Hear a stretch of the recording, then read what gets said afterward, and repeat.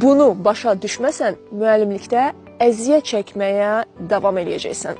Sinfin idarə olunmasını öyrənmək yalnız və yalnız təcrübə ilə gəlir. Təsəvvür edin, siz cərrahsınız və 10 il ərzində işiniz yalnız oxumaq olub və siz heç əməliyyat otağına daxil olmamısınız.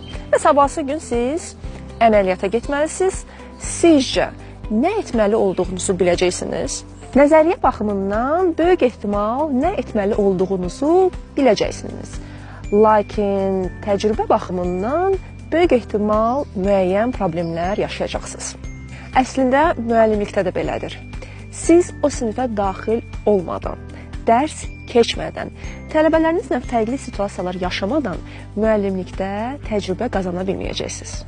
Yadınızda saxlayın ki, heç 40 ilin müəllimləri belə, təcrübəli müəllimləri belə ilk dərslərində ideal olmayıblar. Bir soruşun, görün ətrafınızdakı o 40 ilin müəllimlərinin ilk dərsi necə keçib? Böyük ehtimal çoxu deyəcək həyəcanlı olublar, çoxu deyəcək ki, çox bərbad keçib.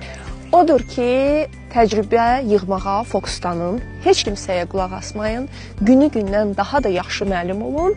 Beləliklə, yavaş-yavaş sizə o təcrübə gələcək və sinifin idarə olunmasında problemləriniz azalacaq. Bu videonu şikayət eləyən müəllim yoldaşınla bölüş və daha çox pedaqogikaya aid məzmun üçün məni izləməyi unutma.